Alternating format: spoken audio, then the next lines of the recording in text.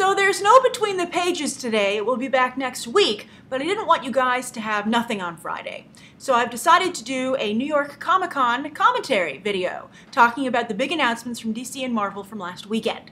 And there were some doozies, but DC, I guess, you know, they went for quality, not quantity. They had less big doozies, but they were doozier. So let's start out, so as I said just now, with DC. The biggest by far and away is Stephanie Brown. The return of Stephanie Brown as Spoiler. Not as Batgirl, not as Robin. She will return as Spoiler in Scott Snyder's new weekly Batman title, Batman Eternal, which will be launching soon. And Scott Snyder's more like kind of the overseer, the showrunner, if you will. You know, we've been talking about that a little bit on Beyond the Trailer. Someone who oversees the entire project and kind of is on quality control. And they'll be bringing in new writers to write weekly stories. And I think this just shows how important both Batman and Scott Snyder have become to the DC brand, that they would, you know, have a weekly title which is riding on his name, and also the Bat universe. Now, it's said that Tim Drake will be a big focal point of this, if not the spine of the Batman Eternal. So I guess it makes sense that Spoiler will be coming in because of her relationship with him, obviously. Now, she's being redefined, just like all New 52 characters are.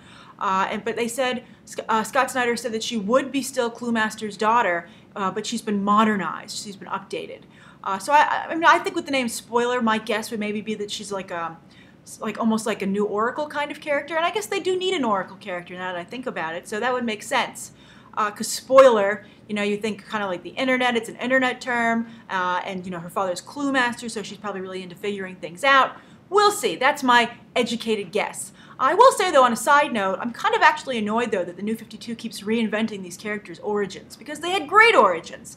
For instance, I picked up Batman and Two-Face number 24 just on Wednesday, and they kind of totally reimagined and rushed, by the way, the origin of Two-Face with this. Now he doesn't get, you know, acid poured on him in court, and you know, some weird Irish gangster is responsible, and she kills his wife right away, early on. And you know, I was like, why are you doing this? This is just like, it's like you're just doing it to do it, and it's not even particularly good. And so it hurt me, because I really vouched for Tomasi and Stacktastic, and he let me down. So let's hope that Batman Eternal doesn't water down the Batman universe, but makes it stronger and gives some attention to some of the Bat family characters that I know a number of us feel have, you know, been ignored. All right, so that's that was the big DC headline. Spoilers coming back. The second is that two characters are going to die.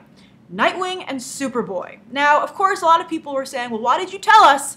Because, you know, that really takes away a lot of the shock. But I think, you know, in a game where people want to sell comics, they want to make sure that you buy the comics where these characters die. Just like we all knew that Damian Wayne was going to die recently. So, Nightwing, I guess he's going to die at the end of Forever Evil. Dan DiDio has been gunning for that guy for a long time, and they're finally going to kill him off. He better stay dead, though. This is my new thing about killing characters in comics.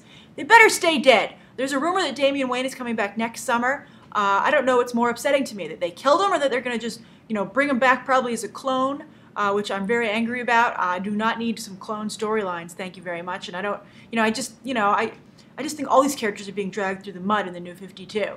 As for Superboy, he will die as well and be replaced, and they're going to take away the idea of Superboy being a mix between Superman and Lex Luthor, and that he's going to be the son of Superman and Lois Lane from an alternate universe. That could be interesting, I guess. I guess that answers the question if Superman and Lois can have kids. Interspecies, you know, I guess maybe they could have used fertility, you know, science to do it, just like a modern couple, so that would be interesting too. But I don't know how I feel about it. I think, you know, I'm open to the idea. I'll have to see how it turns out. I've never been a huge Superboy fan, and I think I never really took, I mean, there are Connor Kent fans, but I never really quite took to the way he was reimagined for New 52, so that's not a loss that I'll be particularly mourning. Although, truth be told, I don't really think that I'm going to mourn any loss anymore in the New 52, because these aren't the characters that I care about anymore, so they already died. So if they want to kill these doppelgangers, whatever. All right, so that's the DC announcements. All right, on to Marvel. Whoa, Guardians of the Galaxy. They are pushing it big time. Not only will the X-Men cross paths with Guardians of the Galaxy as Jean Grey goes to trial for her past crimes with the Shi'ar, this young Jean Grey from the past. They're like, it's a Jean Grey, we'll take it. Stick her in the court system. So that's going to be a big crossover event. And also Carol Danvers. They're going to relaunch Captain Marvel and have her join Guardians of the Galaxy. So I think that actually kind of makes it more likely that there will be a Captain Marvel in this Marvel Cinematic Universe very soon. And for those of you always talking about this, she's no longer Ms. Marvel. Captain Marvel is Carol Danvers. They wanted to drop the Ms. They put her in pants. They really tried to take, I think, a more female reader-friendly approach to the character. And overall, I do like it. I wish they'd be consistent with her hair, though. Sometimes she has a mohawk, sometimes she doesn't, sometimes she has super long hair. But I do like the potential of this character. Now, sticking her on Guardians of the Galaxy with Angela, maybe she'll take over for Tony Stark. If she and Tony Stark are both there, it's just becoming like an Avengers satellite team. But I have to say, I've been reading Guardians of the Galaxy, first because it was going to be a movie, and then because they brought Angela in there. And I have to say, I think I'm like 5 issues in, or whatever the number they're on. And it's not really one of my favorite titles. I mean, the only reason I keep reading it is because it's a little snappy in the dialogue, and I think it has pretty good art. But overall, I'm not particularly pleased. So so that's what's going on with the Guardians of the Galaxy. Huge push. Then also Loki. There's been rumors that he was going to be aged up. That's the truth. He will be aged up and get his own title, Loki, Agent of Asgard. So he's going to become kind of like a James Bond character for the Mothers 3, the 3 women who rule Asgard right now. The All-Mother, I think it's called. Yeah. And I think that that's not a bad idea. I really like the Loki character. I will be sad to see Kid Loki go. Leia still better be around. But I do like Loki quite a bit. I love the way Tom Hiddleston plays him, and if they can transition that into the comic, I think that they'll be very successful. I don't like the art on this cover at all. I hope that's not the way he's going to look, but I much prefer the old Ultimate Loki that they had come out. I think that looked more like Tom Hiddleston. Basically, as close as they can get to Tom Hiddleston, the better. Also, other people getting titles are 2 female characters. Black Widow will be getting her own title again. They're going to try this again. Marjorie Liu tried to do one closer to when I think when the Avengers movie was about to come out.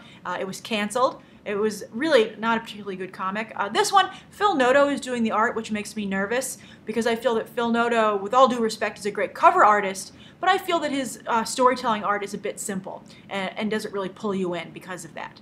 But, you know, as I've said, I really liked what Scarlett Johansson did with the character in the Avengers, and so I'm all for her getting more attention and trying to build up her character in the comics. I think comic book writers don't know quite what to do with her because she doesn't really have any superpowers. So what made her a benefit in the movie, because she was a cheaper character, kind of hurts her in the comics where anything can happen.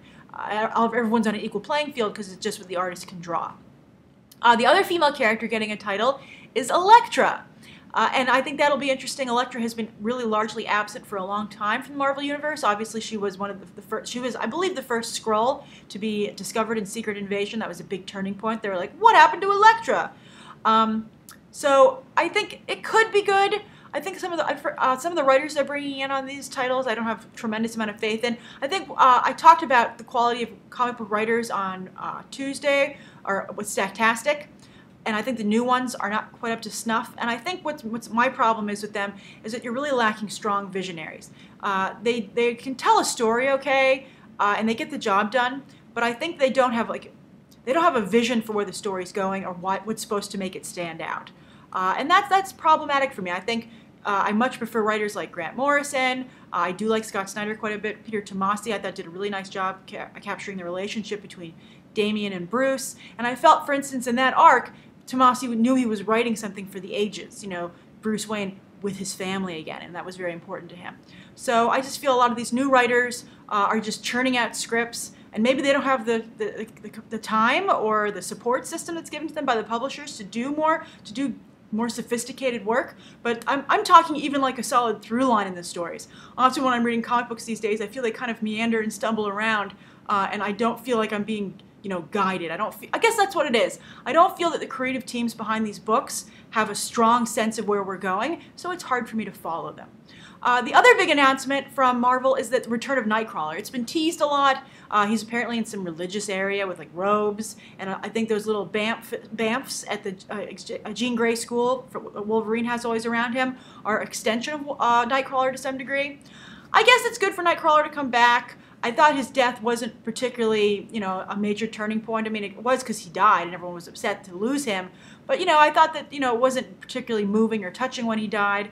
And I can see why a lot of people want him back. He's such a popular character.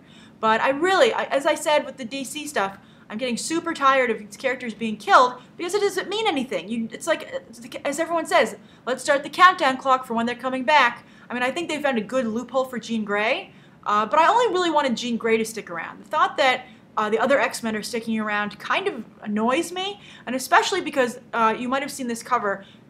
Young Cyclops, from the past, is supposed to maybe start a relationship with X-23. Now, this might totally be just leading us in the wrong direction, because remember they had that cover where Cyclops was kissing Storm, and that was an alternate universe Storm, and she was trying to seduce him. But I think that Cyclops and X-23 are a very weird couple. It's basically like Wolverine and Cyclops making out. And also, I don't want two Cyclopses. I mean, Cyclops is barely interesting enough on his own. He's kind of become evil, which makes him better, but I think if you have two of them, I think it's really going to dilute everything, and I think it'll take away a lot of the importance from Cyclops Prime, the current modern Cyclops, where a lot of his strength comes from him being a singular visionary. He knows where he's going, and a lot of people are happy to follow. Or at least, even though I don't agree with him, I'm having a good time following him. So let me see. I think that's all the announcements. Yes, those are all the big announcements from New York Comic Con. What do you think of them? Write your own thoughts down below, how you feel about the New 52, Stephanie Brown coming back, Nightcrawler coming back, this weekly Batman title, is DC bleeding you dry? And also what you think of Elektra and Black Widow getting titles. Will you pick those up? What about Loki's title? Do you like that Loki's finally back to being an adult? And do you agree that Tom Hiddleston is where it's at? Write your thoughts down below, and you can check out some other videos right now.